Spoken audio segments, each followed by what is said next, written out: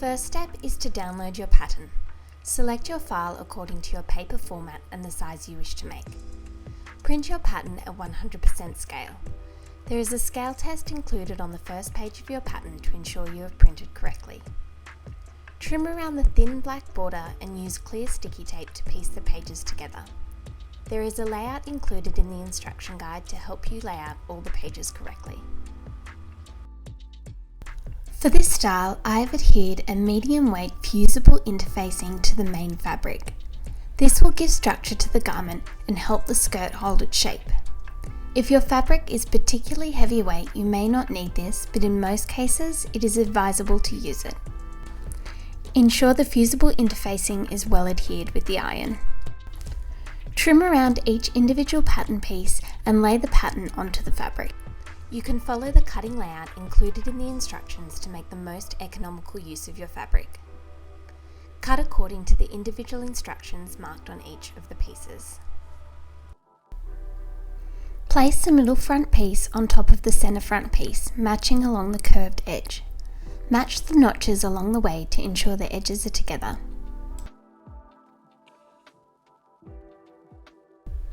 Pin in place and stitch using a 1 cm or 3/8 inch seam allowance. Overlock and press the seam closed with the iron. Repeat for the other side. Place the side front piece on top of the middle front piece, matching up along the curved edge. Match the notches along the way to ensure the correct edges are together. Pin in place and stitch using a 1 cm or 3/8 inch seam allowance. Overlock this seam and repeat for the other side. Match the centre back piece with the side back piece.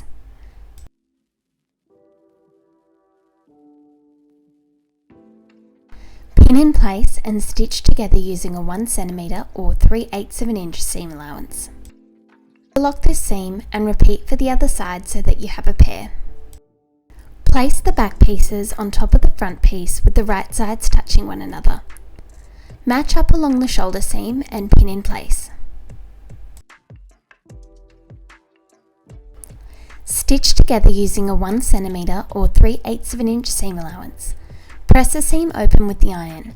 There is no need to overlock this seam. Now go back and repeat all of these steps for your lining pieces.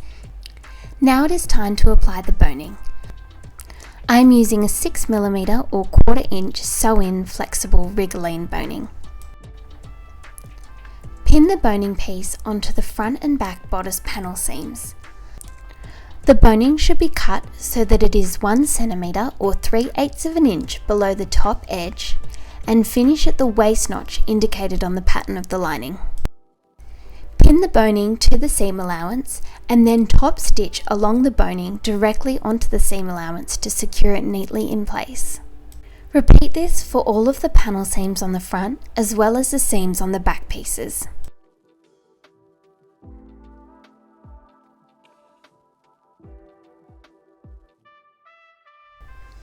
Place the lining piece on top of the main piece with the right sides touching one another. Pin along the neckline and the armhole curves.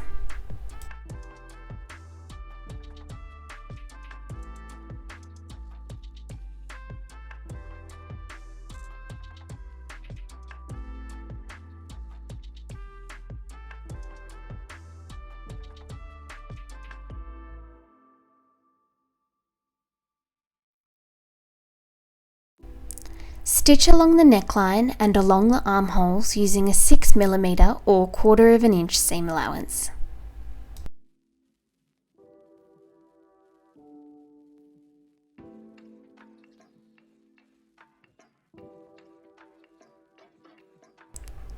Clip into the curves around the armhole and neckline.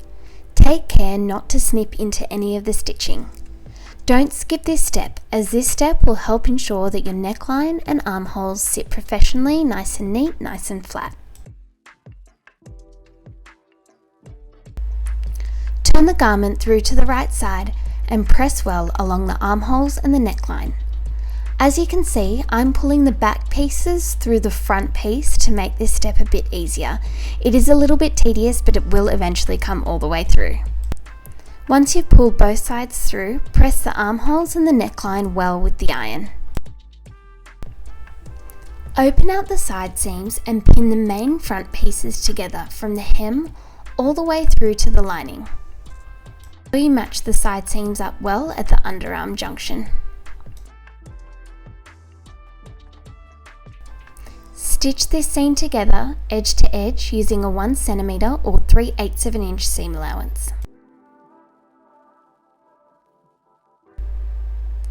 Overlock this seam and then repeat for the other side seam. Press the side seams well and turn the garment all the way back through to the right side. Pin the 4 pieces of tulle that you have cut together at the short side seams. Stitch using a 1 cm or 3/8 of an inch seam allowance. Continue to do this so that you have one long strip of 4 pieces of tulle all sewn together to create one long band. The band should be left open at either end.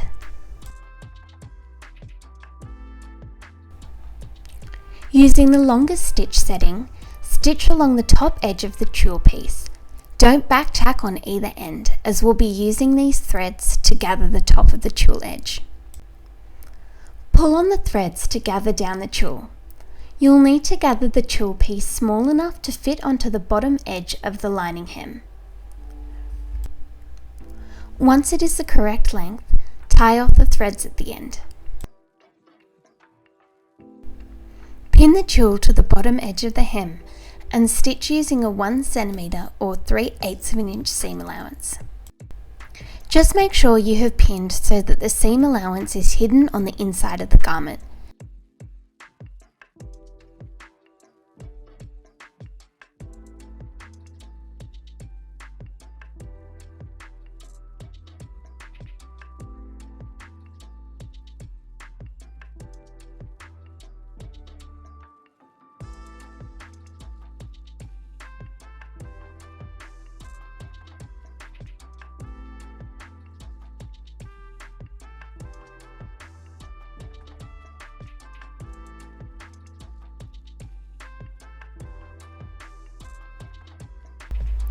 This will ensure the scratchy seam allowance isn't sitting against the skin. Once that's done, overlock this seam.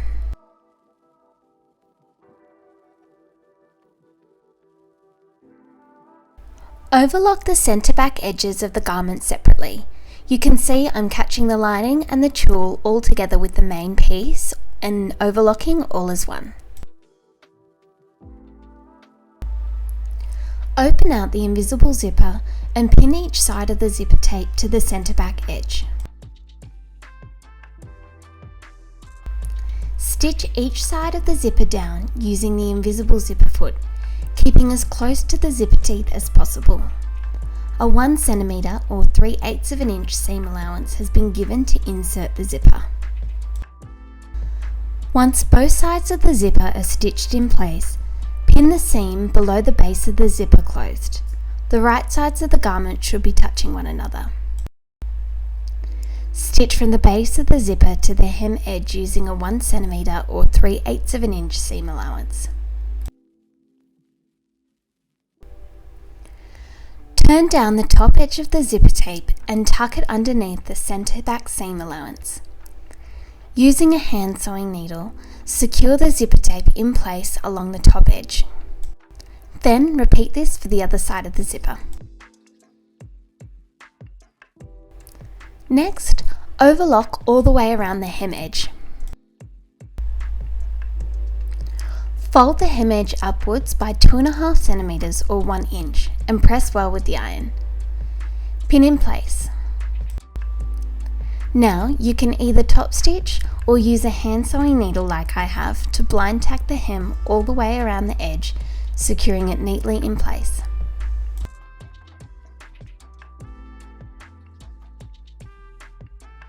Moving on to the optional shoulder bows. Fold the bow piece in half lengthways, matching along the long sides. The right side should be touching one another. Stitch along the long edge using a 6 mm or 1/4 of an inch seam allowance. Place the tie pieces on top of one another with the right sides touching. Stitch along the outer edges, leaving a 5 cm or 2 inch opening at the top centre between the notches. Then repeat this for the other tab piece. Fold the tab piece in half along the long edge. Pin in place and stitch along the long edge using a 6 mm or 1/4 inch seam allowance. Next, turn all the pieces you have just sewn through to the right side and press around the edges. For the tab piece, you may wish to use a safety pin to help you turn this through to the right side. It is a little bit smaller, so it is a little bit trickier and more fiddly to get through.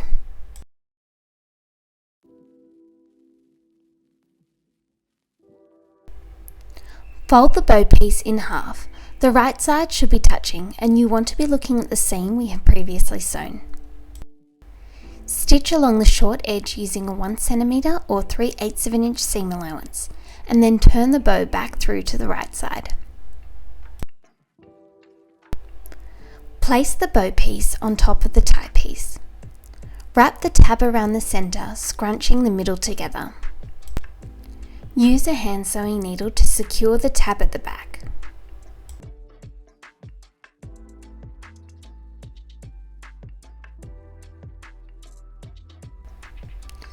Secure the bow to the main garment using a hand sewing needle. Tack the bow in place at the shoulder seam along each side of the bow tab. Repeat for the other side so there is a bow on each shoulder.